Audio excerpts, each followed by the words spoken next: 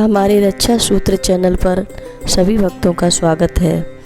आज की कथा महान संत बाबा नीम करोली महाराज जी की है। सभी भक्त ध्यान से सुने। वर्ष 1951 में अपनी पत्नी कमला जी के साथ बैठा चाय पी रहा था। तब हम फॉरेस्ट क्वार्टर्स हल्द्वानी में रह रहे थे। पत्नी का स्वास्थ्य 1-2 माह से ढीला पड़ता जा रहा था। चाय पीते पीते मैंने देखा कि उनकी ठोड़ी धीरे धीरे टेढ़ी होती जा रही है तथा बायां नेत्र खुला रह गया। देखते देखते चेहरा विकृत हो चला। ओठ एक ओर से बिछ गए। स्पष्ट था कि उन्हें पक्षाघात लकवे का दौरा पड़ गया था। अपनी आर्थिक दयनीयता को ध्यान में रखते हुए मैं सोचता रह गया कि क्या करूं। महाराज जी के स्मरण करने के सिवा मेरे पास और कोई चारा न था। यही करता रहा। उस समय राजकीय कार्यवश बाहर भी जाना पड़ गया। लौटकर पाया कि दशा और गंभीर हो चली है। आँख की पुतली में सफ़ेदी आ गई, धुएं दृश्य और चेहरे पर धूमिलता। डॉक्टर के पास ले गया तो देखते ही उसने फतवा दे दिया कि मर्ज का इलाज है।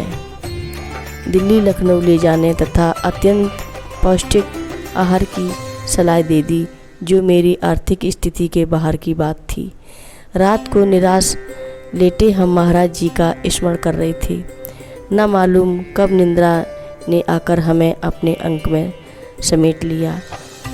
पर 4 बजे सुबह पत्नी कमला उठते ही बोली, अरे महाराज जी के नहाने के लिए गर्म पानी करना है।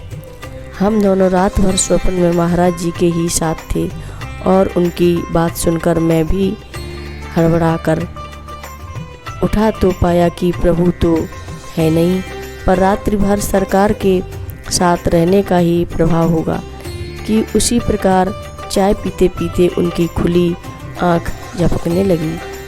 थोड़ी धीरे धीरे अपने स्थान पर आने लगी। एक ही चीज़ रह गई, अब पुतली में सफ़ेदी तथा होठों का टेढ़ापन एवं चेहरे की धूमिलता।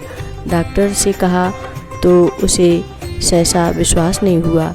बोला, यह मैंने पुतली की सफ़ेदी हेतु दवा मांगी तो उसने कहा कि इसका एक ही इलाज है, पुतली पर काला टैटू करवा लो।